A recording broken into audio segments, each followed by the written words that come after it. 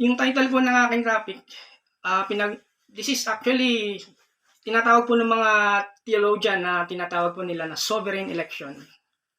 Narinig na po yan. Sovereign election or doctrine of election.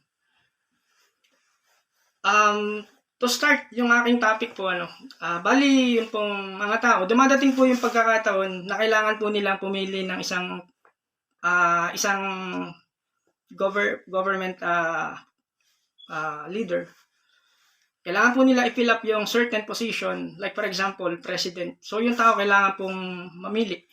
Okay. Ngayon, pagdating naman sa biblical perspective, when it comes sa biblical doctrine of election, alam niyo po, nagtuturo po ito na ang Diyos po ay pumipili para magligtas. To save yung ilan, para iligtas ang ilang mga pinili by necessity. Dahil kailangan po hindi po lahat ay pinipili ayon po sa katuruan na ito. Subalit meron pong mga tao na from eternity past, ang Diyos po ay may pinili na. Yung verse po na gusto kong gamitin example is yung from Mark 13:20, but this is not the main verse. Ito lang po yung word na nag-exist. Isa lang po itong mayaman na verse or word from the Bible, from New Testament, from Mark 13:20. Nag-exist po doon. Actually, hindi lang po dito. Medyo, totoo marami po. Na dumating po yung point na yung word na elect o pinili ay nag-exist. Sabi po ng Mark 13:20, as I read, "And if the Lord had not cut short the days, no human beings would be saved. But for the sake of the elect, whom He chose, He shortened the days." Okay. So, narinig niyo po yan, alang-alang sa mga pinili, mga hinirang ng Diyos, ay kanyang paigli ng mga araw na yon. That actually, yung verse na ito ay intended para dun sa tribulation period. Gusto ko lang po ipakita ron na nandun po yung word na elect. We are elect. We are chosen. Alright? Just a short review. Sa pag-aaral po natin from the past few months, narinig nyo na po yung sovereignty of God. Mga kapatid, have you heard that? Sovereignty of God. This is one of the great attributes of God. Okay? Yung tinatawag na sovereignty. Essentially, when we say sovereignty, meaning ang Diyos natin ay may kapangyarihan ayon sa kanyang hindi may paliwanag na karunungan, yung kanyang tinatawag na authority, na pumili within His creation. Pipili po, dahil ang Diyos ay nasa kanya lahat ng control. Okay? Lahat ng kapangyarihan, lahat ng karunungan ay nasa kanya. So, nasa sa Diyos ang kinakailangang pagpapasya. Okay? So, sino ang kanyang elect? Alright. Ang salitang election ay mula sa salita na elect. Yung root word niya, syempre sa atin, sa Tagalog, pinili, hinirang. It means, ito yung mga tao na pinili or ito yung mga maingat na pinili ng Diyos. Okay? So, yun po yung simple definition po ng word na election or elect. Ito po yung mga tao na pinili po ng Diyos.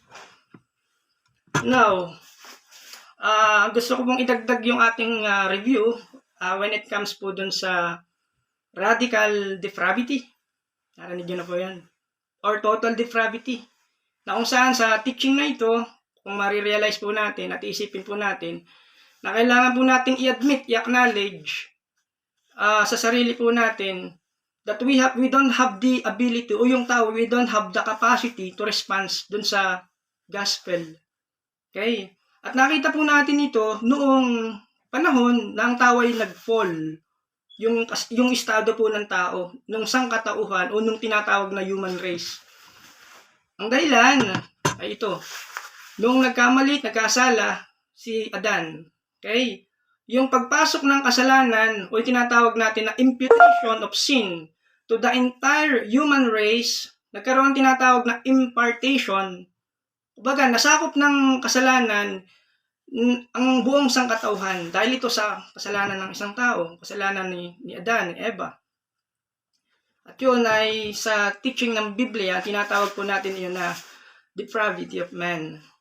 Okay? Ito ay resulta ng pagbagsak ng tao dahil sa kasalanan.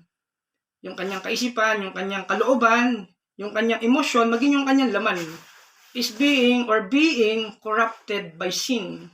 Nasira dahil sa kasalanan. Nadamay tayong mga tao. Sa ibang salita o sa kabilang banda, ang kasalanan na ito ay nakaapekto sa malawakang bagay patungkol sa isang tao. Kung sino tayo at kung ano ang ating ginagawa.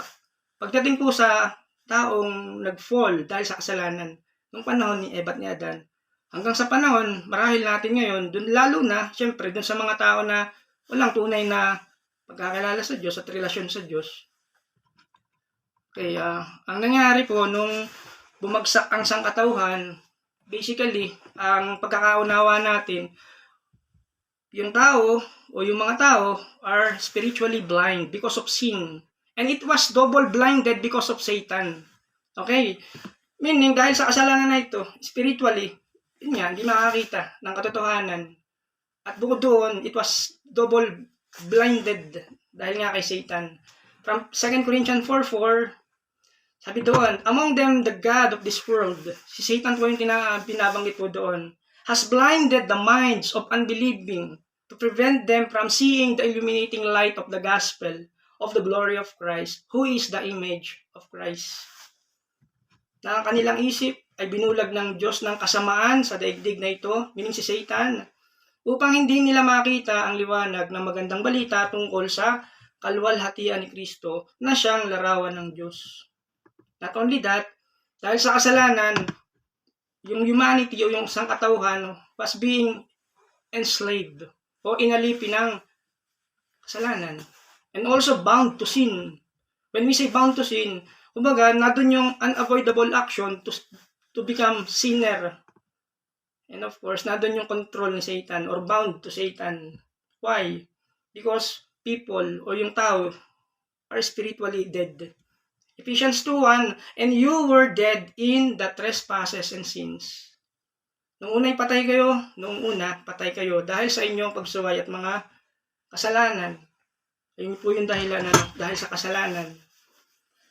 Depraved yung tao, So, nandun po yung tinatawag na marked by spiritual inability. Walang kakayanang spiritual, yun po yung meaning po niya, Nandun po yung absolute inability. If you remember that word or that phrase, we don't have the capacity to respond dun sa gospel before. Why? Because before we are spiritually dead. Yun po yung kalalagayan po natin noon.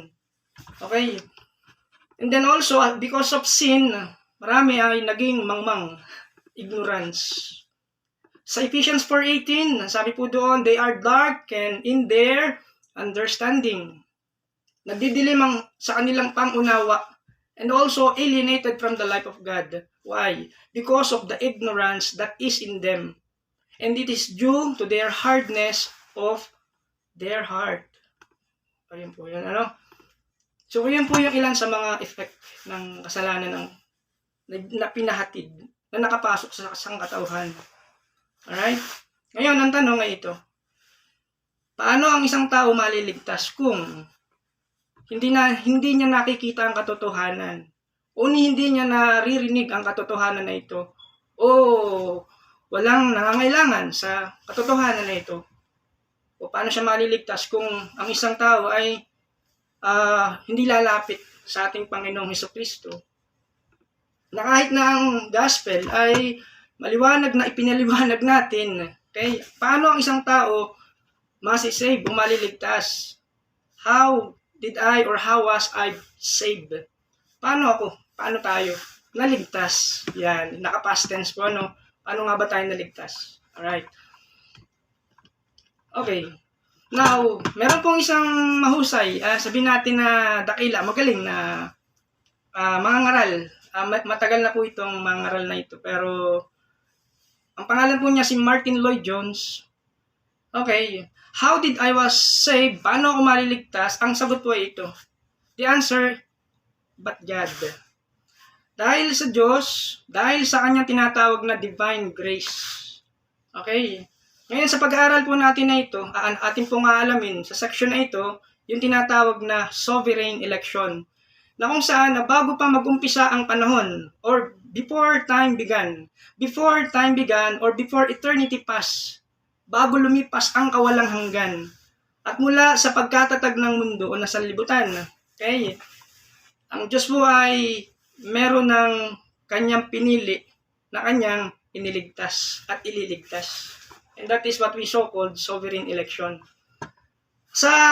Kung ito po yung lang natin narinig, sasabihin naman natin minsan sa iba, bakit pa kailangan mag-evangelize kung meron din lamang na ang Diyos na talagang pinili? Yes, we have to evangelize. Yun po yung sinasabi po ng Biblia. Dahil malay po natin na ayon sa ating pag-share ng gospel, ay meron po itong tinatawag na elect. Alright? So, dun sa maraming nakarinig ng gospel, ay merong ma-quicken, ma-trigger, na ma-open ang kanilang spiritual eyes, spiritual heart. Dun sa grupo na yon, out of many, ay yung pala'y elect, yung pala'y ligtas. Okay? That's why we share still the gospel of the Lord. Okay? At ito pa ang tanong, bakit nga ba tayo, sasabihin ng iba, bakit tayo pinili ng Diyos, pagka ginawa nating personal yung tanong, why would God choose me? Okay, bakit nga ba tayo pinili ng Diyos? Alright? Yun ang sagot. Kasi ang sagot ay ito. Dahil ang Diyos ay pumipili ng mga tao which is unworthy. Yes, we are unworthy before God. We are undeserved. Okay, before the Lord. Because we are under His wrath. Yun po yung totoo. Pero dahil nga po sa Diyos, siya ay pumili ng tao. Okay, before the eternity past. Noon pa man, may pinili na po ang Diyos. Ito po yung mga bagay na talagang sa English is incomprehensible or unfathomable. Sa English po yun. Because of His what? Amazing grace. Naalala niyo po yun, Because of His amazing grace. Marami po yung mga tao. Maraming tao ang kanyang pinili na halos hindi naman natin kayang bilangin sa napakarami niyang pinili at iniligtas. Okay, it's because of what? The grace of God. So ito yung katotohanan na kung saan itinuturo ng Biblia, itinatawag po natin na sovereign election. Yun po yung gusto po natin i-cover ngayong gabi. Okay. May mga dahilan na hindi natin alam at ang Diyos lamang yung tanging nakakaalam. Bakit nga ba tayo o ako o ikaw at ako ang pinili po ng ating Panginoon? Okay? Sapagkat alam natin, ang Diyos lamang ang nakakaalam. May tinatawag natin na foreknowledge or foresee. Bago pa man tayo maging tao, alam na niya yung magiging, yung destination po ng isang tao. Despite that we are before spiritually blind. Yun po yung kalalagayan po natin, spiritually deaf. Tayo po spiritually bingi. Hindi po natin naririnig yung tinig ng Diyos noong una. Even though we are spiritually dead. Noon po yun, At then at the same time, walang talagang sasabihin nating attractive mula sa atin. According to Dr. Stephen Lawson, that we are like decaying spiritual corpse in our sin. When we say decaying spiritual corpse, parang yung espiritu natin ay bangkay na nabubulok. Noon po yun, But then, ang pagpili po ng Diyos ay nag-umpisa po sa Diyos. Okay? Para sa kanyang kaluwalhatian. Para maipakita, mailahad, may present yung tinatawag na grace of God to us sa napakaraming tao na kanyang pinili. Why? To praise His Son forever and ever and ever. Kaya po ang Diyos ay pumili po ng kanyang mga elect. Okay? So siya po yung nagde-decide. Siya po yung ayon sa kanyang kalooban. According to His deciding, distinguishing, recognizing choice. Ayon po sa kanya. Ayon po sa Diyos. Okay? Alright, then now, we will use the Gospel of John. Yung aklat po ni John po ang ating gagamitin. But at the same time, nais po natin na i-review po yung tandaan po natin yung definition po ng radical depravity also, and yung tinatawag natin na radical corruption. Okay? Now, we will now go to the sovereign election. Kung merong bad news, ito naman po yung good news. Alright? Sa Gospel of John, chapter 1, verse 12 and 13. Okay. Basahin po natin. Sa chapter 1, ito pang sabi, "But to all who did receive Him, who believe in His name, He gave the right to become children of God." Sa mga tumanggap at sumampalataya sa Kanyang pangalan, ay binibigyan niya ng karapatan maging anak ng Diyos. Okay? Maging anak ng Diyos. So it means, itong verse na ito is what we so called yung man's perspective. Na para maging, sabi niya, to become the children of God, kailangan, sabi niya ay tanggapin ang Diyos, who did receive Him, who believe in His name, He gave the right to become a children of God. Yun po yung tinatawag na man's perspective. Ayon sa pananaw po ng tao. But that is the word of God. As many as receive Him is a praise to those who believe in His name. The second praise describe the first praise. It means to receive Him, yung pagtanggap po sa Kanya, sa Diyos. Of course, yung word of God, it means to acknowledge His claim. To acknowledge His claim para kilalanin ang Kanyang mga pag-aangkin at paglalagak ng pananampalataya sa Kanya. In Him, meaning sa ating Panginoong Hesus. At nandun yung tinatawag na yield alliance or yung commitment, loyalty to Him. As many as receive Him, to those who believe in His name. Okay, yun po yung phrase that describe as many as receive Him. Yung mga tumanggap, ina-acknowledge po si Lord. At yung pananampalataya niya po nakalagak, again, yung pananampalataya ng isang tao sa ating Panginoon. And the word gave, we're doing yung, i-describe po lang po natin this time yung mga words, yung mga phrase. The word gave, it is the term that emphasize the grace of God. Okay? It involves in the gift of what? Salvation. Yung kaligtasan. Siya po nagbigay. That He gave His only begotten Son. And at the same time, sa Ephesians 2:8-10, doing cross-referencing po naman ito. For by grace, ito po yung binigay ng Diyos. Dahil sa awag, sa grasya ng Diyos, sa biyaya ng Diyos, you have been saved through faith. And this is not your own doing. Okay?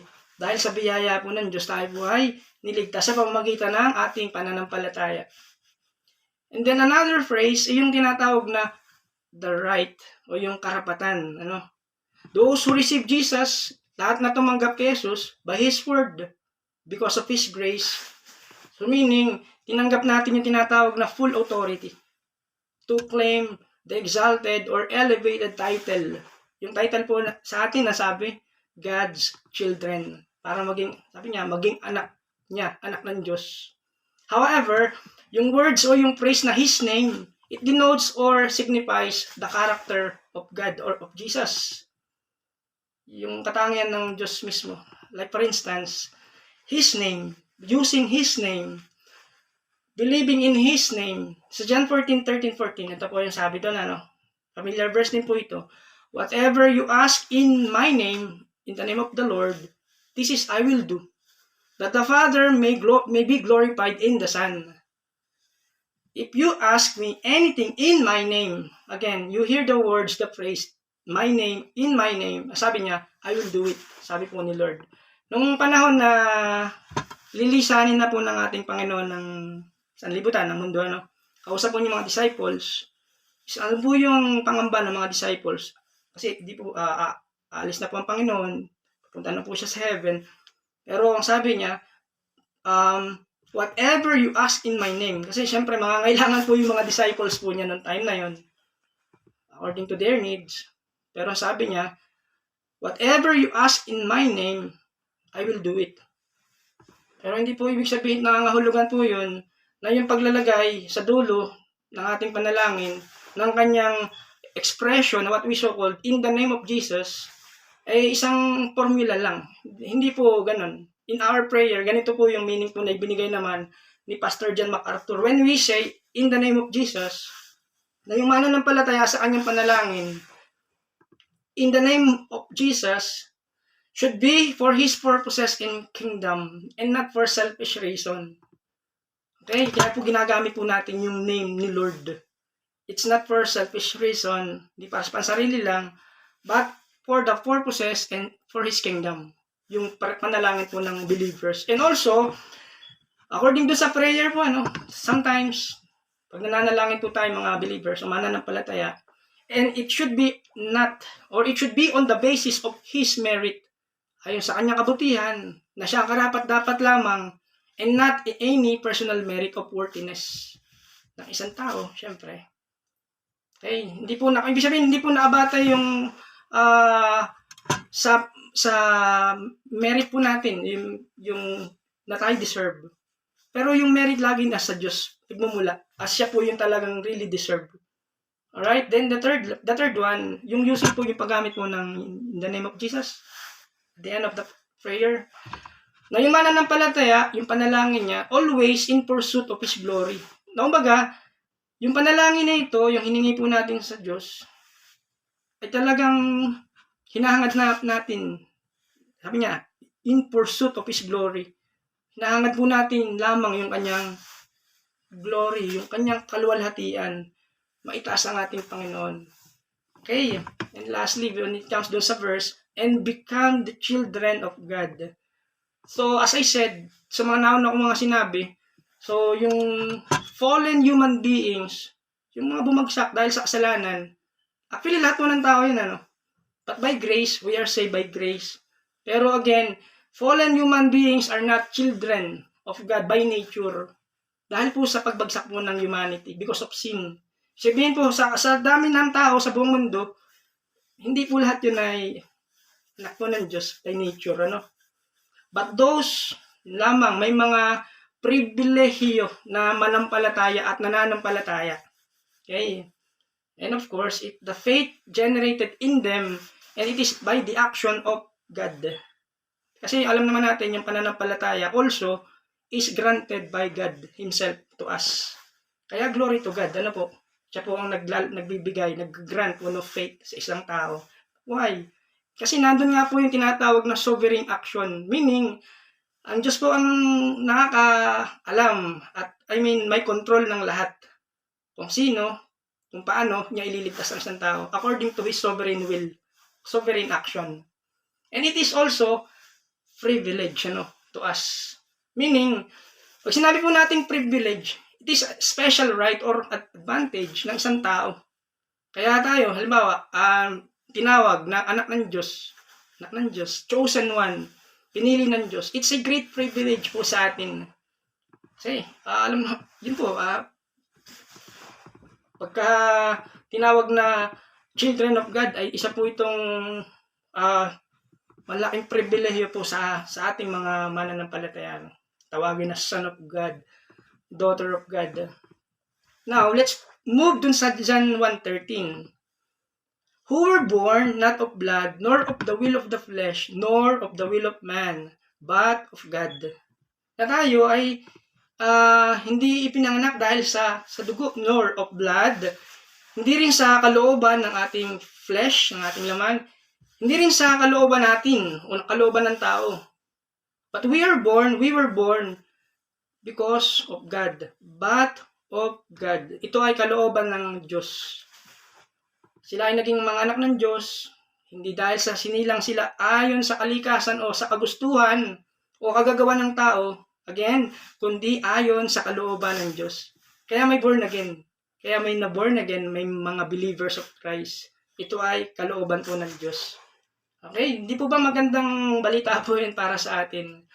Ang totoo, itong verse nito, itong verse 13, kung yung unang verse ay human perspective, the human side, itong verse 13 naman is what we call yung God side. Okay? This is how it is that anyone received the Lord Jesus Christ. Verse 13. Ito ay, kumbaga, isang extraordinary statement. Dahil nga po sa sinasabi natin na sovereign will of God in what? Salvation. Dahil ginawa niya ito, kalooban niya ito na pinili tayo para isilang na muli, maborn again. Ayon sa kalooban, hindi natin, hindi ng tao, hindi sa kalikasan, ayon sa laman, kundi ito'y ayon sa kalooban ng Diyos. Kalooban niya ito. Kaya yung tao nakakaunawa, alam niyo yun na, naunawaan niya yung nagre-respond siya dun sa gospel. At pinaniniwalaan din itong pag-aaral po natin na itong tema na ito, sovereign election, is kumbaga, familiar na yung mga tao. Alam na ito ng mga naunang mga mananampalataya, yung tinatawag na sovereign will of salvation. Okay, parang common or basic na po yun sa kanila. Sa verse 13, again, who were born. Alright, he's talking about here yung tinatawag na spiritual birth. Who were born, not of blood. Okay, meaning, it's not physical descent or hindi ito yung dahil sa ang magulang natin is like a believer.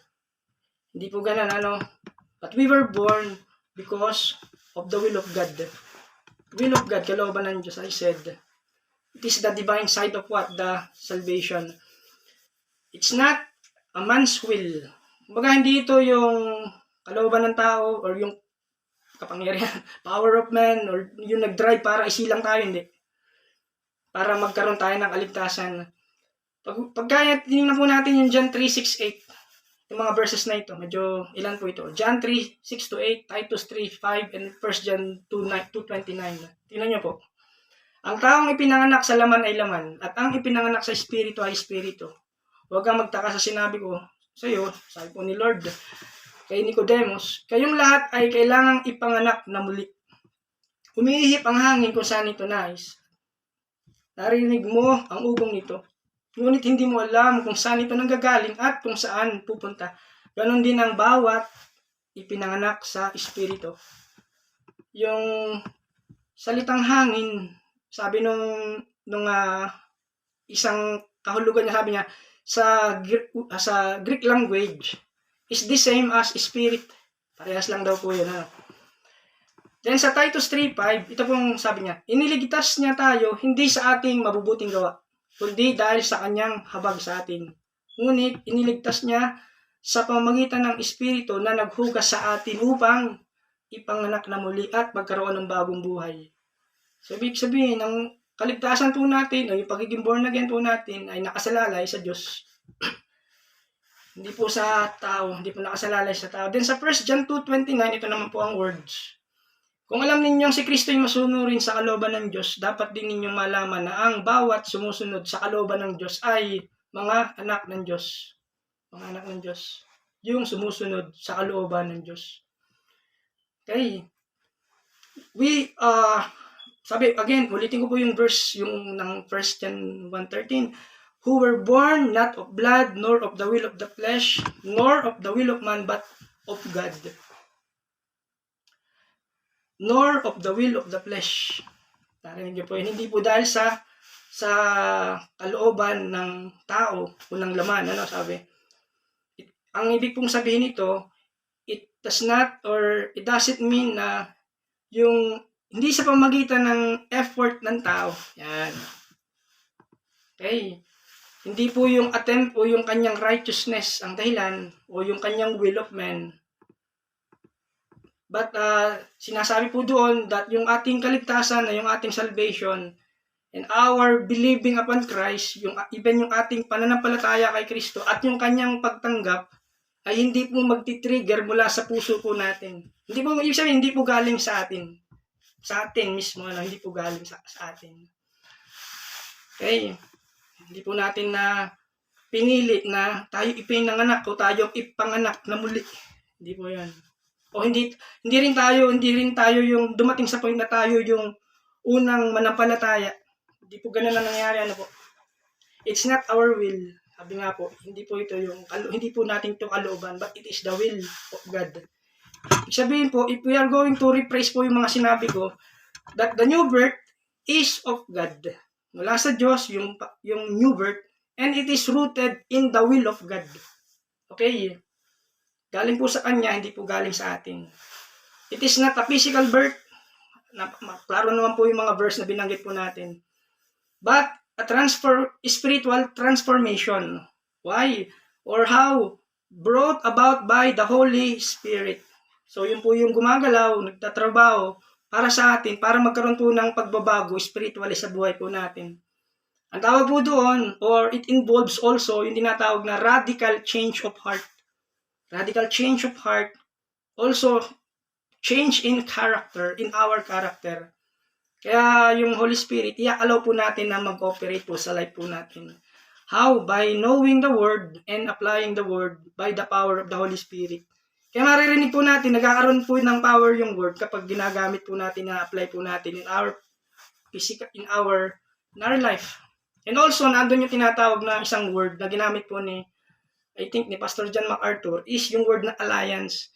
Yung isang taong bago o pinanganak na muli, nandun po yung word na alliance, pakikipag-isa, o nandun yung tinatawag na commitment, faithfulness, and loyalty. Siyempre sa ating Panginoon. Alright? Okay. Ngayon, atin naman titingnan kung paano ang Diyos pumili o sa atin. What will happen to the sovereign choice of God to us? Again, yung salitang sovereign, ito ay tinatawag na sa ibang salin, sa ating salin, sa ating wika, pinakadakilang pagpapasya bilang pagpili ng Diyos sa atin. Okay? Na ayon sa kanyang pagpili, sinusundan naman ito ng ating pagpili na manampalataya kay Kristo na kanyang anak. Sovereignty of God. Okay? Again, yung decision, yung determining factor ay magmumula sa Diyos ayon sa kanyang pagpili sa atin. Sinusundan po ito ng ating pananampalataya sa Kanya. Meaning, pag hindi po pinili yung tao, without the election or sovereign election of God, wala pong tao na lalapit sa ating Panginoon. Tingnan po natin yung mga verse po tungkol doon sa ating binabanggit na ito habang pinag-aaralan po natin.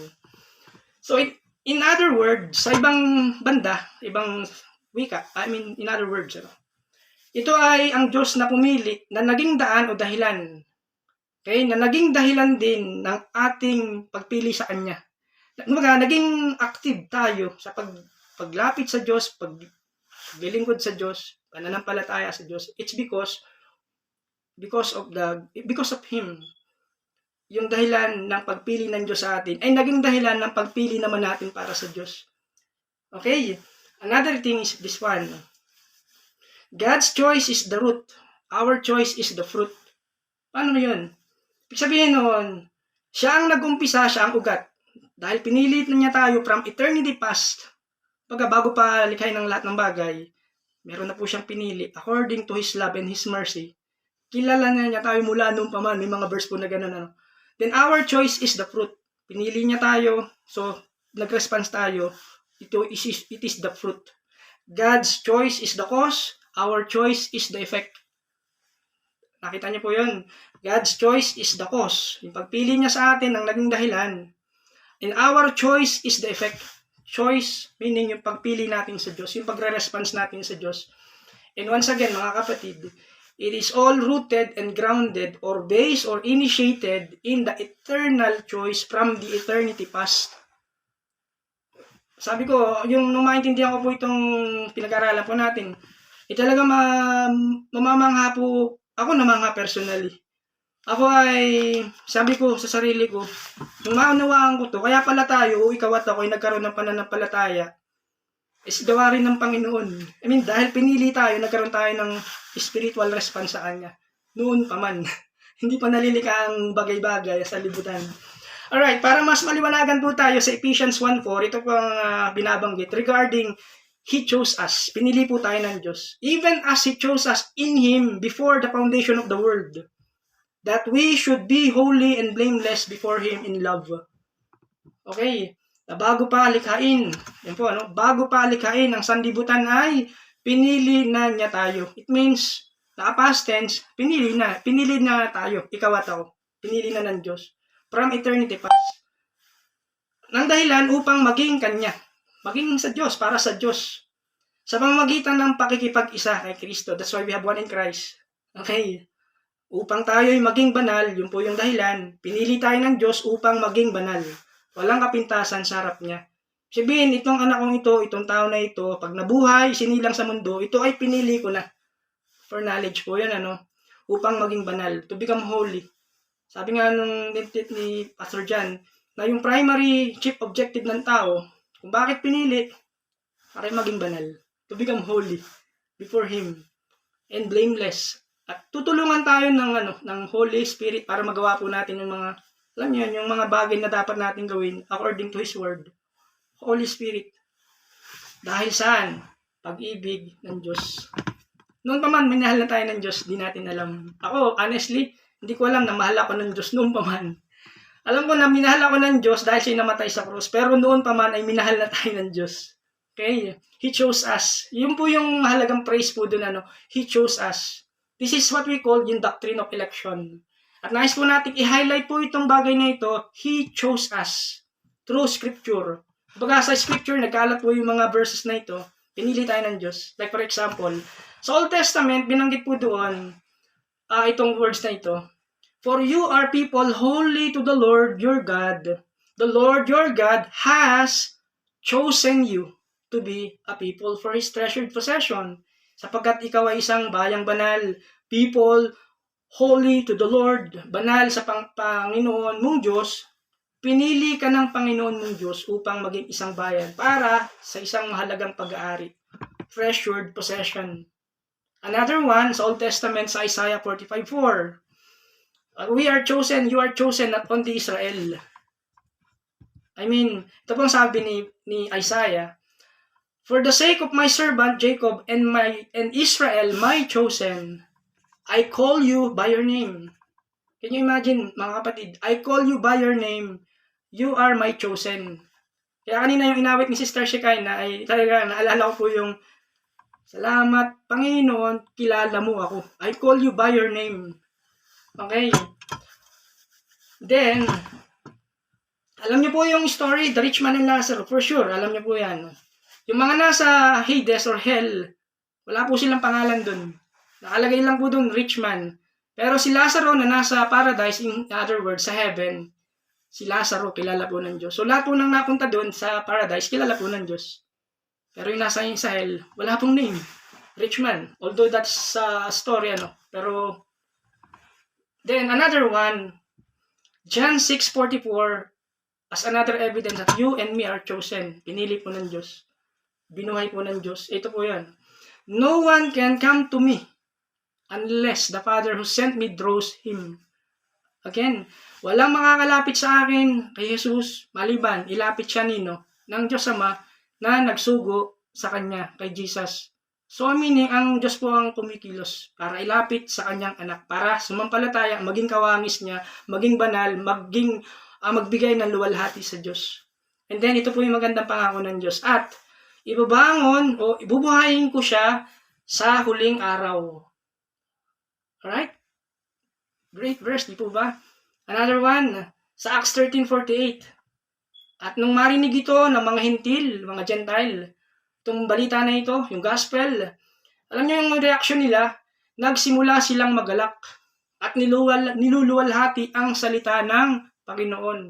At ang lahat ng itinalaga sa buhay na walang hanggan ay nagsisampalataya. Alright? Pag tinignan po natin sa ESV version ito, and when the Gentiles heard this, they began rejoicing and glorifying the word of God. And as many as were appointed, mga tinalaga, sa marami, sa dinami-dami na kanyang inappoint, tinalaga, para saan? To eternal life, believe. Nagsisampalataya sila.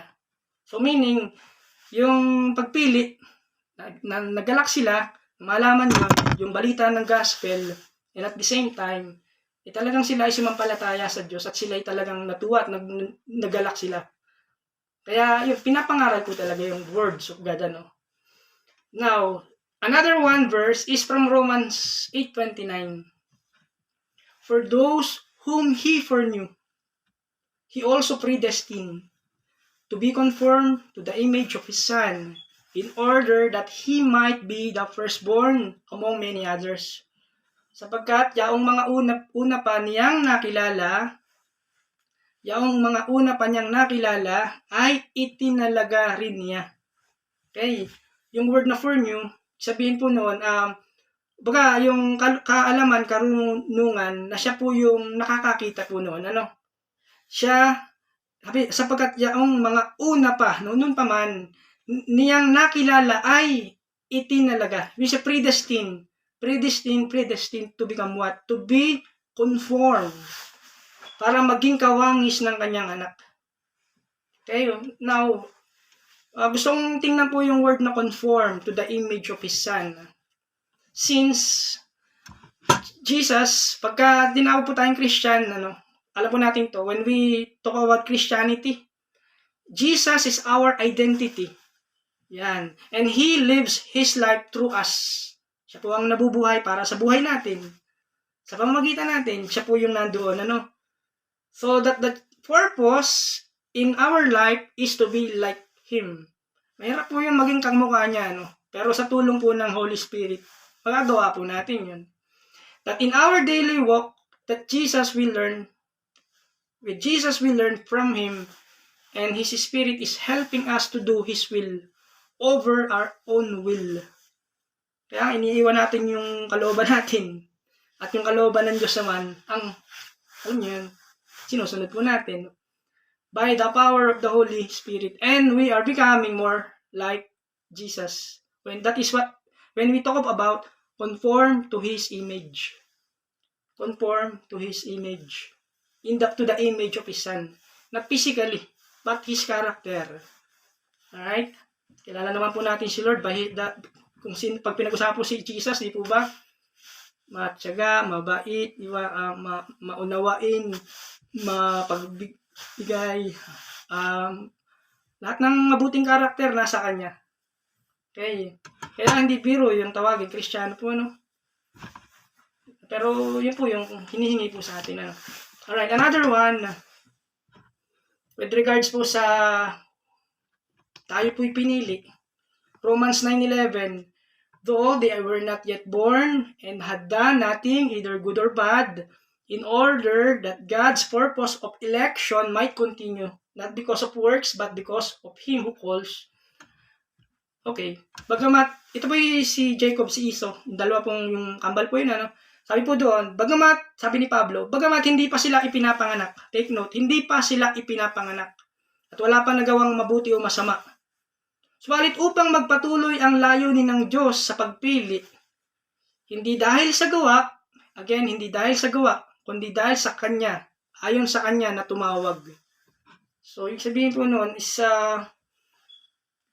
kumbaga dito, is alam na niya yung magaganap, mangyayari. At alam na niya yung kung sino yung pinili. Di po ba, hindi si Esau, yung naging yung pinagmulan ng Israel, kundi si Jacob. Kasi nga doon na po sa plano po ng Diyos na pinili po ni si Jacob. Bagaman hindi pa sila ipinapanganak. Mark 13:20, but I heard, nabasa ko na po pala ito kanina, yung word na elect, or yung chosen, is from 1 Thessalonians 1:4, for we know, brothers, loved by God, that He has chosen you. Sapagkat nalalaman namin, sabi ni Paul sa Thessalonica, nalalaman namin, mga kapatid na minamahal ng Diyos, tingnan niyo po yung words, mga kapatid na minamahal ng Diyos, ito po yung naka-address sa mga mananampalataya, na kayo'y pinili niya, that He has chosen you. Wow! He has chosen us. 2 Thessalonians 2:13, but we ought always to give thanks to God for you, brothers, beloved by the Lord, because God chose you as the first fruit to be saved through the sanctification by the Spirit and believe in the truth. Ngunit dapat kaming palaging pasalamat sa Diyos para sa inyo, mga kapatid na minamahal ng Panginoon. Itong dahilan sapagkat pinili tayo ng Diyos bilang mga unang bunga upang maligtas. Pinili upang maligtas. Sa pamamagitan ng sanctification, pagpapabanal ng Espiritu ng Diyos, Espiritu, at pananampalataya sa katotohanan. Yun po yung dahilan po, ano? Bakit pinili ng Diyos? Para maligtas, para pabanalin, para maniwala at manampalataya sa katotohanan, sa truth. Kaya yung katotohanan, pinaparinig, pinapaalam. Pag narinig po ito at doon sa mga nakarinig ay may elect at may pinili, ayun, ano pong mangyayari doon? Ang bunga nito ay magkakaroon po ng kaligtasan once na tumanggap ng katotohanan sa kanyang anak ayon sa pagkapili po ng Diyos sa kanila.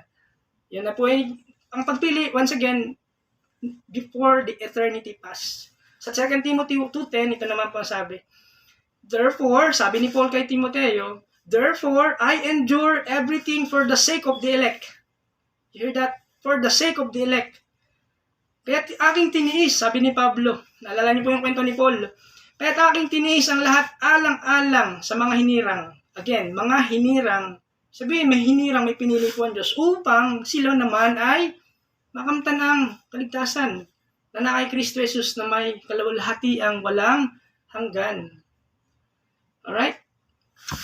Now, yung pong word na chose o yung pagpili, yung pong Greek meaning, yung meaning po niya, no? Sa English yung definition po niya, that it indicates that God only chose by Himself, but for Himself to praise for His own glory. Pinili tayo ng Diyos, pinili ang isang para manampalataya sa Diyos to praise of His own glory. Pinili ng Diyos para din sa Kanya. Example, Ephesians 1:6, 12 and 14. To the praise of His glorious grace, with which He has blessed us in the beloved. Sa gayon ay purihin ang kaluwalhatian ng kanyang kagandahang loob. Nasagana niyang ibinigay sa atin. Sagana sa pamamagitan ng kanyang minamahal na anak. Okay. Sa Ephesians 1:12 naman, ito po ay, ang pinag-usapan po natin dito, yung pagpili po ay sa atin, hindi lamang po,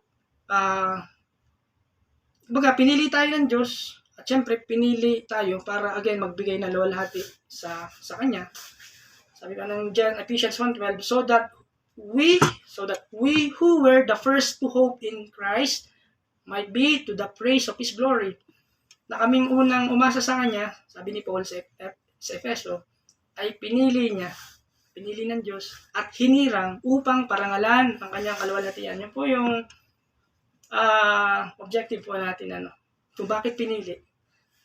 Yun din po yung layunin ng Diyos para sa Kanya. Pinili niya para sa Kanya. Okay, pinili niya at hinirang upang parangalan ang Kanyang kaluwalhatian. Sa Ephesians 1:14 naman, ito naman po yung sabi, who is the guarantee of our inheritance until we acquire possession of it to the praise of His glory. Ang Espiritu ang katibayan na makakamit natin ng lubos ang lahat ng pangako ng Diyos sa atin at sa gayon ay pupurihin ang Kanyang kaluwalhatian. Okay. So, napaka-importante po yung banal na Espiritu. Binigay sa atin sa atin, mga mananampalataya, for our future inheritance in the glory of God, for the glory of God. From 2 Corinthians 1:21, ang banal na Espiritu ay ibinigay ng Diyos. Okay, yes, ang banal na Espiritu ay binigay ng Diyos bilang pangako niya sa atin. Pagka tinignan po yung word na inheritance, ito po yung future inheritance, yung mamanahin po ng mga mananampalataya. Hindi ko po alam kung ano itong mga ito, pero naniniwala po tayo para sa kaluwalhatian ng Diyos. Okay. Alright, so gusto ko pong basahin yung quotation na binanggit po ni Pastor John MacArthur. Ito po, sabi po niya, God's election or predestination does not operate apart from or nullifies man's responsibility to believe in Jesus as our Lord and Savior. Okay, kumbaga itong paghirang sa atin o yung pagtatalaga ng Diyos sa atin. Okay, hindi ito nag-ooperate o nagpapawalang bisa sa responsibilidad ng isang tao na manampalataya sa Diyos. Hindi po ganun. Ibig sabihin po niya ay, yung paghihirang po niya ay kailangan para yung tao ay maniwala, manampalataya sa ating Panginoong Hesus bilang Panginoon at tagapagligtas. Nagas niyo po yung idea po doon. Hinirang ng Diyos, pinili ng Diyos para sumampalataya sa ating Panginoon bilang Panginoon, tagapagligtas. Kaya kailangan ay napili, pinili. Kaya binangaral po ni John the Baptist yung pong tungkol sa repentance and the kingdom of God para ipaalam sa atin, sa tao. Sabi niya sa Matthew 3:1, pinangaral po niya dito again, repentance and the kingdom of God. In those days, John the Baptist came preaching. Sabi po niya sa Matthew 3:1, sa Matthew 3:2 naman ito, repent. Sabi niya, for the kingdom of heaven is at hand. Alright? So pinapalam po ni John the Baptist yung salitang ito sa tao na mag-repent, magsisi. Dahil ang kaharian ng Diyos, kaharian ng langit ay nasa atin ng mga kamay. Pagsisisi, mahalaga po yun, pinapaalam po yun. And sa 3:2, sa ibang salin, or the kingdom of heaven has come near.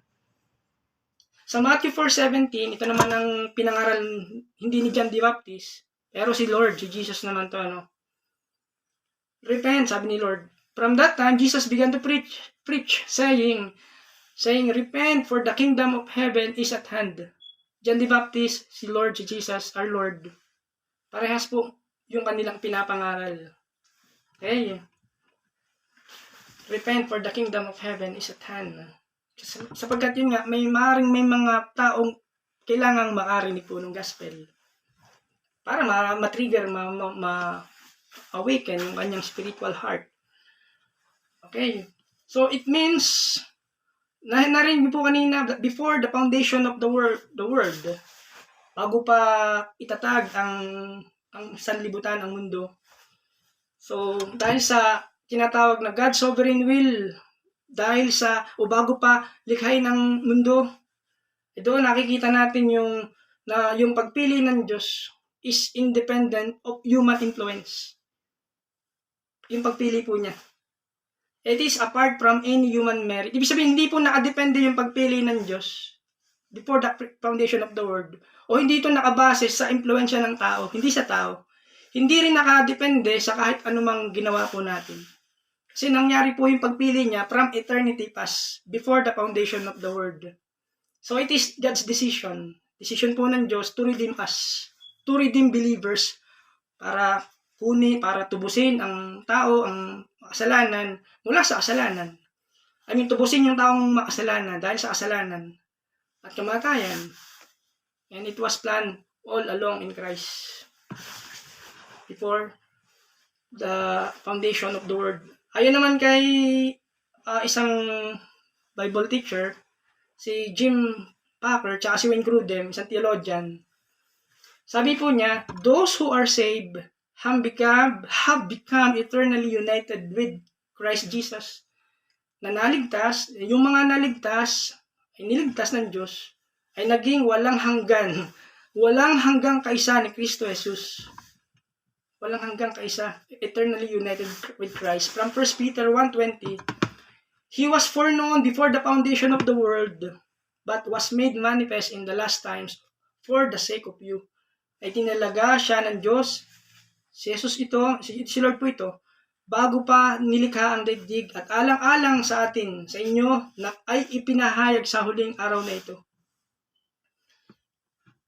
Okay. Then sa pahayag, Revelation 13:8, ito naman ang sabi. Excuse me. Sasamba sa kanya ang lahat ng nabubuhay sa ibabaw ng lupa, maliban sa mga taong ang mga pangalan ay nakasulat sa aklat ng buhay bago pa likhain ang sanlibutan. Okay. Yung the beast, naalala niyo po yun, yung mga hindi nakasulat ang pangalan sa aklat ng buhay, sa book of life, i-worship nila si the beast, Pero maliban na lang, sabi nung second part, maliban na lang sa mga taong ang mga pangalan ay nakasulat sa aklat ng buhay bago palikhain ang sanlibutan. It means to say, yung pong book of life is nakatala na po doon yung pangalan ng ligtas beforehand, bago palikhain ang sanlibutan. Baga, talagang nakaka-amaze po yan, Sabihin, yung pangalan po ng ligtas, if you and I, of course, by faith, nakasulat po doon, noon pa man, bago palikhain ang sanlibutan. Kaya hindi i-worship ng mga believers si the beast kasi kilala niya po niya na ito po hindi totoo, false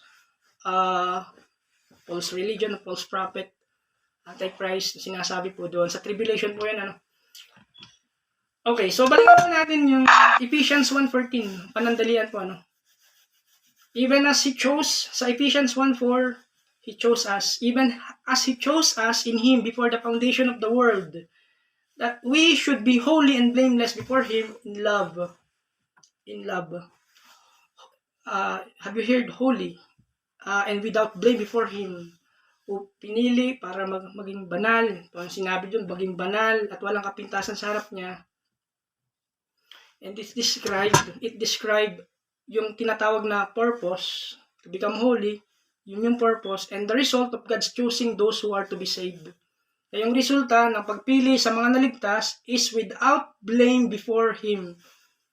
Kaya pinili, ang dahilan, maging banal. At ang resulta is without blame before Him.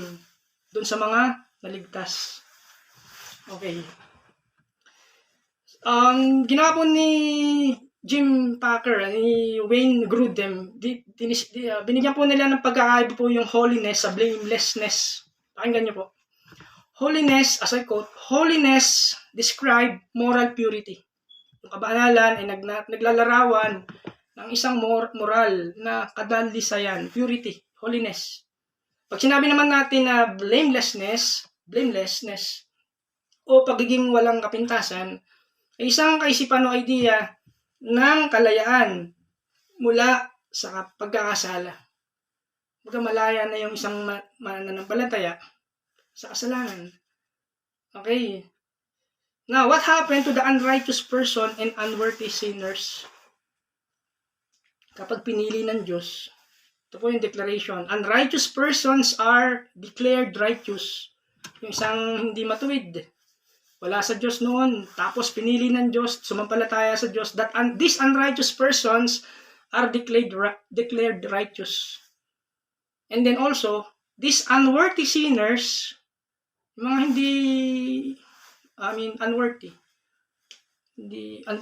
not worthy sinners, are declared worthy of what? Salvation. Why? Because they are chosen in Him because of Christ. Yun po yung twist po nung statement na yun, nakita niyo po yung unrighteous, pag pinili ng Diyos, dinedeclared na righteous. Yung unworthy sinners like me, you and I, before, dinedeclared naman niya na worthy of salvation. Why? It's because they are all chosen in Him, for Christ. Okay? Kaya yun po yung magandang balita na yun, Alright, so from eternity past, mula nung paman, before the foundation of the world, at nung namatay si Christ, okay, yung kanyang kamatayan, di ba, sabi na naunawaan niyo doon sa 2 Corinthians 5:21 and Philippians 3:9, na yung kanyang righteousness, sinacharge po niya yung kay Lord na righteousness, yung katwiran po niya, yung holiness po ni Lord, being granted to us, binibigay po sa atin, nung tinanggap po natin si Lord. Kaya importante po yung pagtanggap. Tingnan niyo po. Hindi nagkasala si Kristo. 2 Corinthians 5:21. Hindi nagkasala si Kristo. Siya po yung walang kasalanan. Po? Ngunit alang-alang sa atin. Okay? Alang-alang sa atin. Siya'y itinuring na makasalanan upang sa pakikipag-isa natin sa Kanya ay maging matuwid tayo sa harap ng Diyos. Right? So, nandun po yung tinatawag natin na perfect righteousness ni Lord ay ibinibigay, nilalaan yan sa ating mga mananampalataya. Why? To become holy and blameless. So, yung blameless na sinasabi is righteous. Baga righteous yung position natin, blameless yung position natin sa Diyos because of Jesus. From Ephesians 5:27. Ginawa niya ito ni Lord upang ang iglesia, tinutukoy po rito iglesia, mga believers po ito, yung mga ligtas, ay mahirap ni Lord sa kanyang sarili, para sa kanya, na nasa kagandahan nito, walang anumang dungis ni kulubot man, banal at walang anumang kapintasan. Yun po yung ginawa ng Diyos. Sa Colossians 2:10, and you have been filled in Him, who is the head of all rule and authority. Kaya nalubos ang inyong buhay dahil siyempre sa ating Panginoong Hesus sa pamamagitan ng inyong pakikipag-isa sa Kanya, na siyang nakakasakop sa lahat ng kapangyarihan at pamamahala. Yes, lahat po tayo nagpo-fall short sa Kanyang holy standard. Pero ito po yung sinabi again ng Ephesians 1:4, He chose us in love dahil sa Kanyang pagmamahal. Okay, bago pa likhain ang sanlibutan, nandun na po yung pagmamahal. Tingnan niyo po yung second part, sa Ephesians 1:4, bago po pumunta ng verse 5, nandun po yung word na in love. Bago pa malikhain ang sanlibutan, pinili niya tayo dahil sa pag-ibig ng Diyos. Nung pa man, mahal na tayo ng Diyos. Okay, this phrase, actually kasama po ito sa verse 5. Ini-introduce po nito yung tinatawag na divine motive for God's elective purpose. Yung phrase po na in love. Sa Ephesians 2:4, pag na-cross reference po tayo, subalit napakasagana, yun po yung sinabi niya, subalit napakasagana ng habag ng Diyos at napakadakila ng pag-ibig niya sa atin. Kaya po niya tayo binili. Yung makita po natin doon, ipinahayag po niya doon. Binigay po niya doon. Pinaalam po niya po sa atin doon. Napakadakila ng pag-ibig niya sa atin. Tanong ay, paano pinaalam at pinahayag yung kanyang pag-ibig sa atin? Binigay ng Diyos yung kanyang sariling anak sa atin. Sabi nga nung narinig ko, narinig nyo na rin to before. Malamang narinig nyo na rin to. Paano ako magmamahal kung hindi ako magbibigay? Okay. How can I love if I do not give? Pinili niya tayo, sabi ng Deuteronomy 7:8 sa Old Testament, pinili niya kayo dahil sa pag-ibig niya sa inyo. Yes. Dahil sa pag-ibig ng Diyos. Kahit tayo hindi ka mahal-mahal, pero pinili niya kayo. Yun po yung ginawa ng Diyos. It's indicative phrase, Dahil sa pag-ibig niya sa inyo. Nakita niyo po yun, Napansin niyo po yun.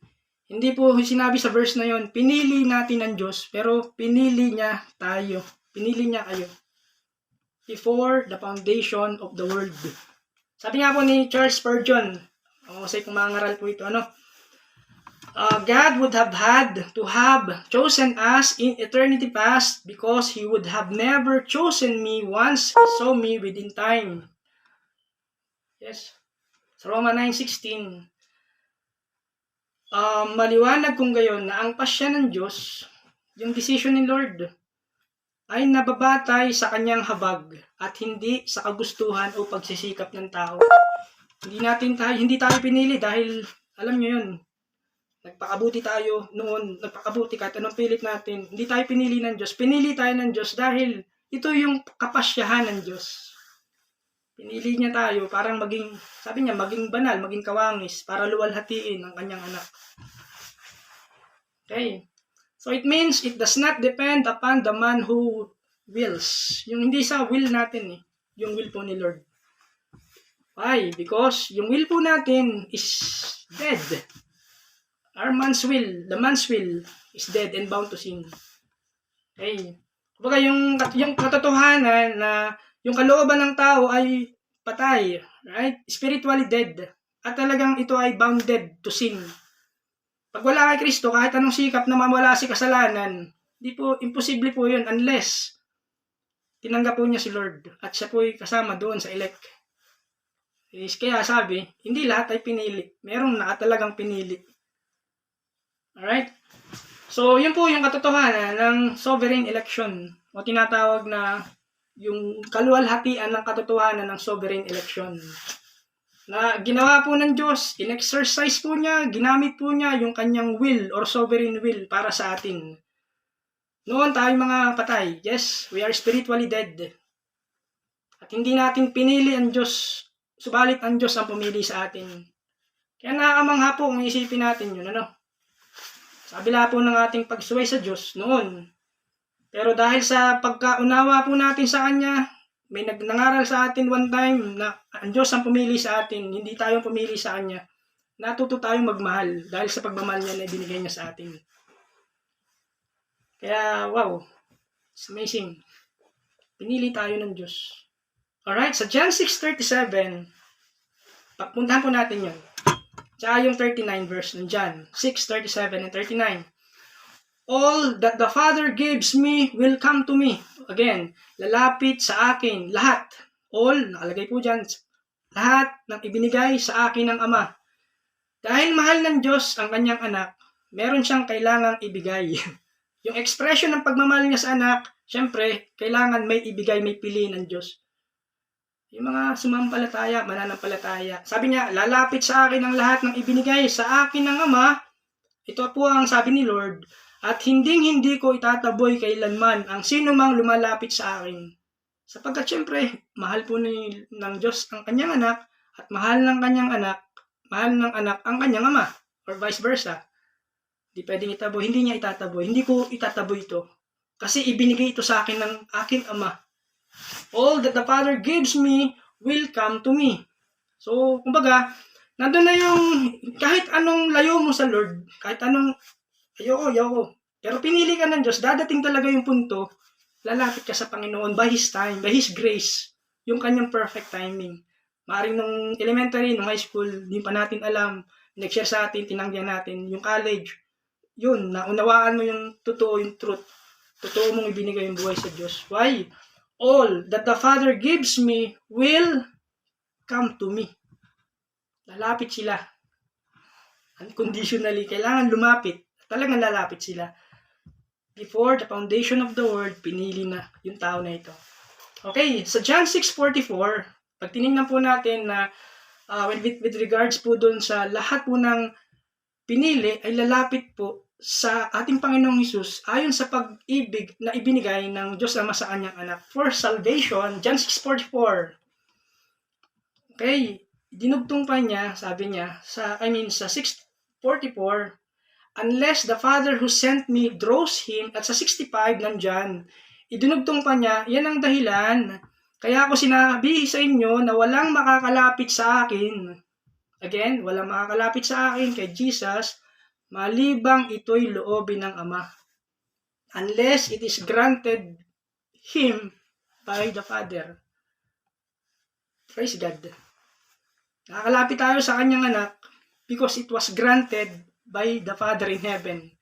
It is divine, sovereign election for us. Kumbaga, binigay niya po ito, ginrant po ito dahil sa ating Diyos mismo. Ito po siya po yun, ang Diyos po yun ang gumagawa. Ano? John 17 verse 6. Ipinahayag ko na kung sino ka. Pinahayag ko na kung sino ka. Ang Diyos Ama, sabi ni Lord, sa mga taong ibinigay mo sa akin. So meaning, ang Diyos Ama nagbigay kay Lord, at ang sabi ni Lord, ipinahayag ko na, pinaalam ko na kung sino ka. Sa mga taong ibinigay mo sa akin. Kailan? Mula sa sanlibutan. Sila'y sa'yo at ibinigay mo sila sa akin. Tayo ay sa Diyos, sila'y sa'yo, at ibinigay mo sila sa akin. Plus, at tinutupad nila ang iyong salita. Then, sa John 17:12, habang kasama nila ako, pertains with the disciples, yung mga believers, of course, iniingatan ko sila sa pamamagitan ng kapangyarihan ng iyong pangalan. Iniingatan tayo ng Diyos. Ang pangalang ibinigay mo sa akin, ang pangalan na ibinigay mo sa akin kay Lord, pinangalagaan ko sila, pinangalagaan ko sila at walang napahamak sa kanila. Maliban sa taong tiyak na mapapahamak upang matupad ang kasulatan. Yes po. Ganda po nung binanggit niya doon. Iniingatan ko sila, pinangangalagaan ko sila, at walang napahamak sa kanila. Okay. Sa John 17:24, Ama, sila na ibinigay mo sa akin ay nais kong makasama. Doon po yung desire ng Lord, nais kong makasama sa kinaroroonan ko, siyempre sa heaven, upang mapagmasdan nila, makita nila ang kaluwalhatiang ibinigay mo sa akin, sapagkat minahal muna ako bago pa nilikha ang daigdig. Ano po yung expression po ng pagsabi ni Lord na minahal na si Lord ng kanyang tatay, ng kanyang ama. Dahil sa pagmamahal na yon, ibinigay ng Diyos Ama yung mga pinili ng Diyos para sa kanyang anak. As expression of His love. Na itong mga pinili na ito, iniingatan niya. Okay, sabi niya, pinangangalagaan ko sila at walang napahamak sa kanila. Yes, maliban na lang isang taong tiyak na mapapahamak. Ayun po yung expression ng pagmamahal ng Diyos Ama sa kanyang anak. And then also, ang Diyos Ama, sabi ni Pastor John MacArthur, pag tingnan naman natin yung quotation na binanggit niya, that the Father has predestined those who would be saved, na itinakda na ng Diyos Ama ang mga maligtas, nakatakda na. Tinakda ng Diyos. Makikita po natin yan sa Romans 8:29 and 30. Sapagkat, sabi niya, sapagkat yung mga una pa, for those whom He foreknew, He also predestined. Yan. He also predestined. Sapagkat yung mga una pa niyang nakilala, ay itinalaga rin niya na maging kawangis ng kanyang anak upang maging panganay sa maraming mga magkakapatid. Sa 30 naman ito, and those who He predestined, ito yung mga itinakda, itinalaga, sabi niya, those whom He predestined, He also called. Yung mga nakatakda na pinili na niya, ay kanya ring tinawag. Yan. He called, and those whom He called, He also justified. Yung mga tinawag niya ay inaring ganap din niya. And those whom He justified, He also glorified. At niluwalhati rin niya ang mga inaring ganap, indirect translation. Ang term po na ginamit po ni Steven Lawson dito, o ng ibang preacher, sabi po nila, it is the golden chain of salvation. Okay, yung mga tao na tinawag, ikaw at ako, tinawag. Ito po, tinawag tayo. Yung mga tinawag ay pinawalang sala. At yung mga pinawalang sala ay luluwalhatiin din ng Diyos. Napakaganda po ng words na ito. Romans 8:30 po yan. Okay, golden chain of salvation. Sa Ephesians 1:3-6, ito naman po yung binanggit sa mga, yung sabi ko kanina, na ang ating Diyos Ama ay pumili na ng nakatalaga para maligtas. Sa Ephesians 1:3-6, Blessed be the God and the Father of our Lord Jesus Christ. Naka-address po yung letter ni Paul dito, pinaparangalan niya po rito. Sabi po niya, Blessed be the God and the Father of our Lord Jesus Christ, who has blessed us also as in Christ with every spiritual blessing in heavenly places. Purihin ng Diyos Ama at Ama ng ating Panginoong Jesucristo, pinagkalooban niya tayo ng lahat ng pagpapalang spiritual na nagmumula saan? Sa langit, dahil sa ating pakikipag-isa kay Kristo. Sa verse 4, bago pa likhain ang sanlibutan, ay pinili na niya tayo upang maging Kanya sa pamamagitan ng pakikipag-isa kay Kristo at upang tayo maging banal at walang kapintasan sa harap niya. Dahil sa pag-ibig ng Diyos, pinili niya tayo upang maging anak niya sa pamamagitan ni Kristo ayon sa kanyang layunin at kalooban ng Diyos. Sa gayon ay purihin ang kalulahatian ng kanyang agandahan loob na sagana niyang ibinigay sa atin sa pamamagitan ng kanyang minamahal na anak. So this is according to the foreknowledge of our God. Hey, maganda po ng passage po. 1 Peter 1:2, sabi naman po doon, kayo'y pinili ng Diyos Ama, ayon sa kanyang layunin, na mulat-mula pa at pinabanal ng Espiritu Santo upang maging masunurin kay Jesucristo at nilinis, yes, sa pamamagitan ng kanyang dugo. Sumagana nawa sa inyo ang kagandahang loob at kapayapaan. Nakita niyo po yung first part doon, kayo'y pinili ng Diyos Ama ayon sa kanyang layunin sa mulat-mula pa. Okay. By the way, mga kapatid, yung salita po na predestine, narinig niyo po yan, sa scripture, ang Greek word po noon, predestine, is proorizo. Ang meaning po noon is determining beforehand beforehand, inalam na po ng Diyos. He decided ahead of time. Yung predestined. Yung decision po niya, bago pa man mangyari yung bagay nito, ay napag-desisyon na po ng Diyos. Predestined. Okay. Alright. Next. Doon po sa ating mga binasa ng mga verses, napakarami po na, ano? So doon po pinapakita po yung tinatawag na absolute sovereignty of God. At doon, makikita po natin yung confidence ng ating Panginoon na talagang yung kanyang success mission, ano? Dahil sa tiwala, syempre, dahil siya Diyos, na doon po yung Diyos Ama, dahil kanyang sovereign power. Sa 6:40 nandyan, for this is the will of my Father. It is the will of my Father. Ito kalooban ng Diyos. Alam natin, He is a God, the omnipresent, the omniscient God, all-powerful God, that everyone, sabi niya, this is the will of my Father, that everyone who looks on the Son, ang lahat na nakakita sa anak, at sumasampalataya sa Kanya ay magkaroon ng buhay na walang hanggan. Ito po yung promise ni Lord, at sila ay muli kong bubuhayin sa huling araw. Kaya kailangan nakatingin tayo sa Kanyang anak.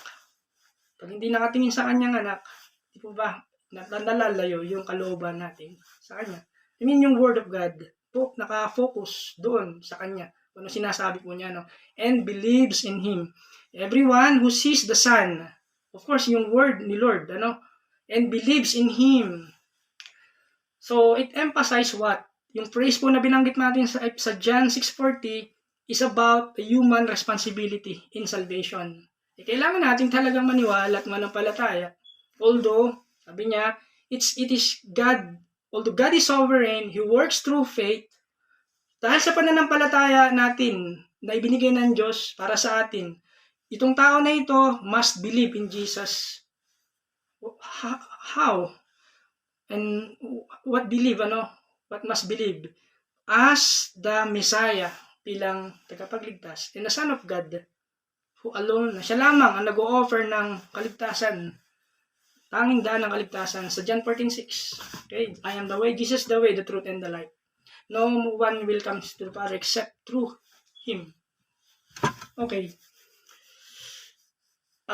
Another thing, although faith is a gift from God, it's our responsibility to believe. Naturally, di po ba ganun?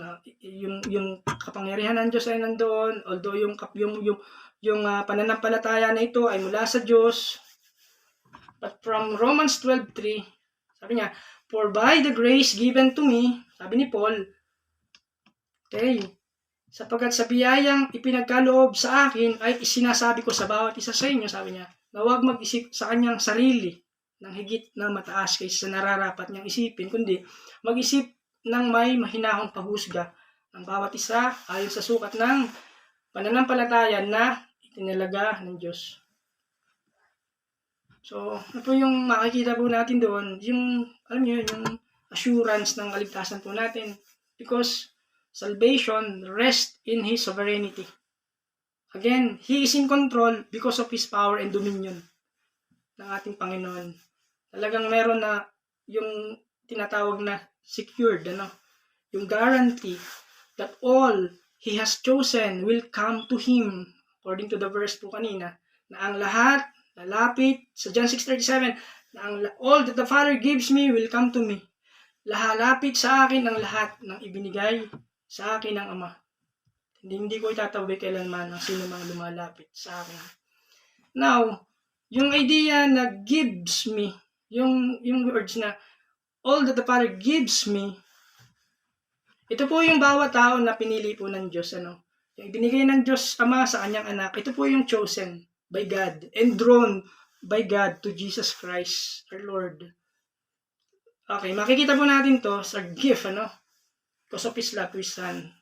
John 6:44, again, no one can come to me unless the Father who sent me draws him, as I repeat, and I will raise him up the last day. So meaning, each of the believer, lahat ng ibinigay, lahat ng pinili, will serve as love gift. Love gift. pagmamahal, regalo dahil sa pagmamahal ng Diyos. Yun nga, sinabi niya, hold on to each, and I will raise each to eternal glory. Okay, yun po yung purpose, saving purpose, yung term, saving purpose of the Father's will to His Son. Ito ang kanyang kalooban, huwag kang, ayun, naulit ko na po kanina. Ito. Alright, then, sabi niya, no one chosen will be lost. Doon sa kanyang, doon sa pinili ng Diyos, Ama, bawat isa doon, sabi niya, walang mawawala dito, walang mapapahamak dito. So, ito po in-affirm naman ni Paul, sabi sa Romans 8:31-39. Tingnan po natin, ano pang masasabi natin tungkol dito? Ito po yung pag-ibig ng Diyos, Kung ang Diyos ay panig sa atin, ito po yung rhetorical question, sino ang makakalaban sa atin? Kasi ang Diyos nga po ang nagpili at pumili sa atin. Kung ang sarili niyang anak ay hindi niya pinagkait, sa halip ay ibinigay niya para sa ating lahat, hindi kaya niya ibibigay ng masagana sa atin ang lahat ng bagay? Again, in a form of question, sino ang makakapagharap ng paratang laban sa mga hinirang ng Diyos? Again, hinirang ng Diyos, sino mag-accuse? Gayon ang Diyos ang nagpapawalang sala sa kanila. Sino ang hahatol upang sila'y parusahan? Si Kristo ba na namatay? Ngunit higit sa lahat ay muling binuhay at ngayon nasa kanan ng Diyos upang mamagitan para sa atin. Sino ang makapaghiwalay sa atin sa pag-ibig ni Kristo? Okay, ang kaguluhan kaya, ang kapighatian, pag-uusig, pagkagutom, kahirapan, panganib o kamatayan. Okay, so wala. Sabihin talagang ayon sa pagpili ng Diyos, talaga yung pinili ng Diyos para sa kanyang anak upang makasama ng kanyang anak. Yan po yung kalooban ng ating Ama na nasa langit, Ama ng ating Panginoong Hesus. Na tayo iniligtas ayon sa kanyang kalooban. Okay, another one, sa John 6:38, ito naman yung reason kung bakit bumaba si Lord from heaven. Ako'y bumaba, sabi ni Lord, mula sa langit, hindi upang gawin ang sarili kong kalooban. Again, it's not the will of Jesus, but by the will of Father God, His Father, kundi ang kalooban niya na nagsugo sa akin. Sa John 4:34, again, Jesus said sa kanyang mga disciple, my food is to do the will of Him. Sabihin niyo, yung praise na ito, pinapakita niya rito yung perfect obedience naman ng Lord. Nagawin yung kalooban ng Ama. Sabi niya, my food is to do the will of Him who sent me and to accomplish His work. Okay, hindi po ba para bumaba siya, para mula sa langit, hindi dahil sa kanyang kalooban ng ating Diyos Ama, dahil sa malalim na pagmamahal at pag-ibig niya, bago pa man likhain na sanlibutan, ipinahayag na niya ito. Ibinigay niya, pinili ng Diyos Ama, mga mananampalataya para sumampalataya sa kanyang anak. Iligtas ang mga ito mula sa pagkabihaglas, mula sa kasalanan. Sa John 10:29, another one, my Father, sabi niya, who has given them to me is greater than all, and no one is able to snatch them out of the Father's hand. Ang aking Ama, again, na siyang nagbigay sa kanila, ito po yung mga pinili ng Diyos, nagbigay sa kanila, sa akin, ay lalong dakila sa lahat, at hindi sila maaagaw ni numan sa aking Ama. So, ano po yung pangako po ng ating Panginoon Diyos? Okay, hindi sila maaagaw ni numan sa aking Ama. No one is able to snatch them out of my Father's hand. At po yung assurance, tayo po iniingatan ng ating Ama, ng ating Diyos, ng ating Panginoon, ng ating Diyos Ama. Okay, so it is also the divine choice. Divine choice, pagpili ng Diyos, makalangit na pagpili sa atin. And also, it is a loving choice dahil sa pagmamahal na pagpili sa atin. Pagpili. Na tayong lahat, tayo na maging born again. Nag-umpisa po yan, again, nakabase po yan sa dakilang pagmamahal ng Diyos sa atin. Okay? At syempre, yung pagmamahal ng Diyos Ama sa kanyang anak. Hindi lang sa atin, of course, sa kanyang anak. Para luwalhatiin ang kanyang anak. Okay? Does it make sense po ba? Yung mga sinasabi natin. Okay. Mahal na mahal ng Diyos Ama, kanyang anak, binigyan niya ng napakahalagang regalo, of course, ang gift, because of His love. Pumili ng mga taong luluwalhati sa kanyang anak. Yun po yung expression ng pagmamahal po ng Ama sa anak. That sa Ephesians 1:6, that even as He chose us in Him before the foundation of the world, you see the word, He predestined us. Tinalagan niya tayo upang maging Kanya. Pinili na niya tayo upang maging Kanya. Upang maging, to conform into the very image of His Son. So, John 6:37, nabanggit na natin po yan. Pabalik lang po ako ng konti. Alright. All that the Father gives me will come to me. So, yun po yung word for all the elects, mga pinili.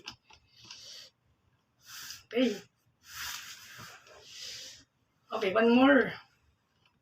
Kunti na lang po at nandun na po tayo. Okay.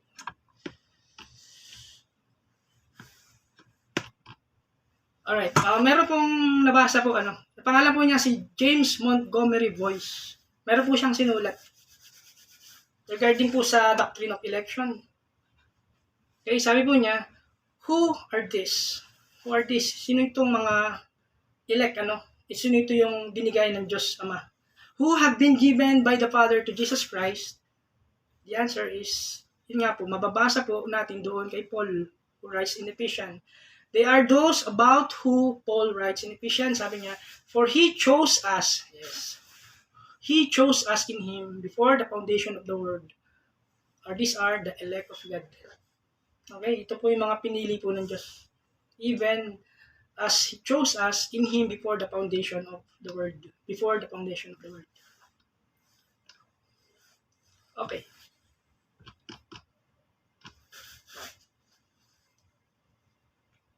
Okay. One more. For this teaching, yung mga binasa po natin, halos nagulit-ulit po at the same time, inilatag po natin yung mga verses regarding sovereign election. Pero this time, itry po natin na gamitin yung ilang mga verses na talagang you and I are chosen by the Lord. Sa Old Testament pa lang, ito po sabi niya. Although, it was written by Jeremiah, pero ito po ang words niya. Jeremiah 1:5, before I formed you in the womb, bago kita nabuo sa sinapupunan, siyempre ng ating nanay. Again, this word, kilala na kita. At bago ka isinilang, ay itinalaga na kita. Okay? Before I formed you in the womb. So meaning, I knew you. It means to say, nandun yung tinatawag na word na foreknowledge. Foreknowledge mean na foresight or paunang kaalaman ng Diyos. Biblical meaning po ng foreknowledge, this event, sabi is, knowing things or events before they exist or happen.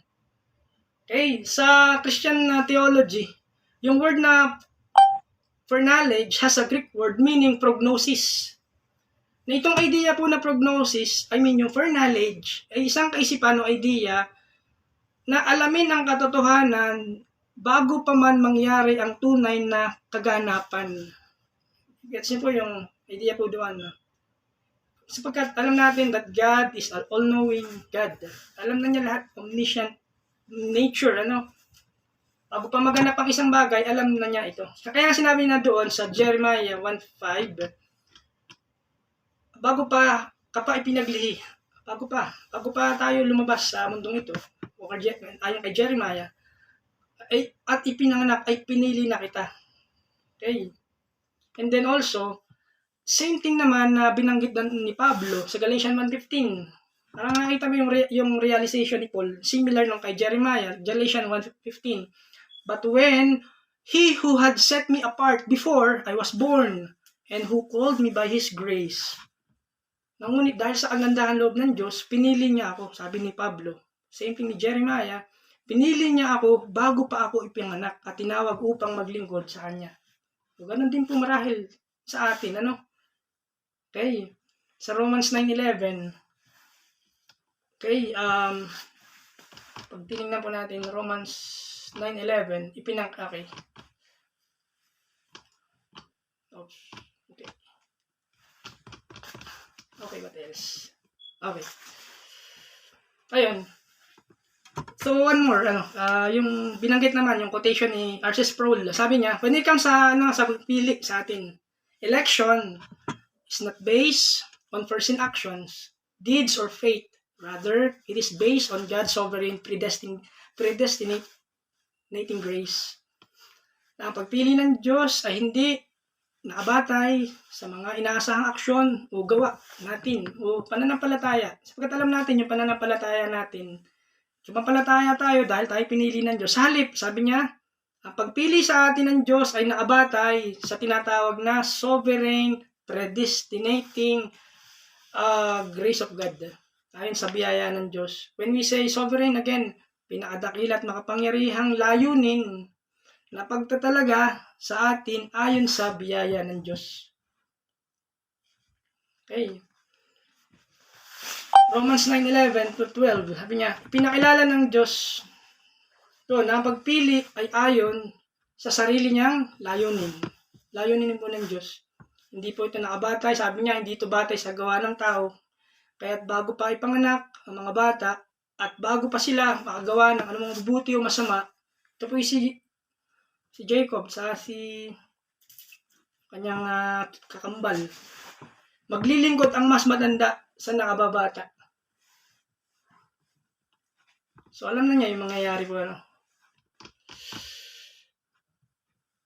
Another one, sa 2 Thessalonians 2:13, mga kapatid na minamahal ng Panginoon, dapat kaming magpasalamat palagi dahil sa inyo, kabilang kayo sa mga unang pinili niya. Then sa Titus 1:1, another one, Paul, a bondservant of God and apostle, Jesus Christ, for the faith of God's chosen ones, and the knowledge of the truth which lead to godliness. Mula kay Pablo, lingkod ng Diyos at apostol ni Kristo, sinugo ako upang pagtibayin ang pananampalataya ng mga hinirang ng Diyos. Okay, so mga hinirang ng Diyos. Okay, so yun po yun, yung teaching ko regarding sa sovereign election.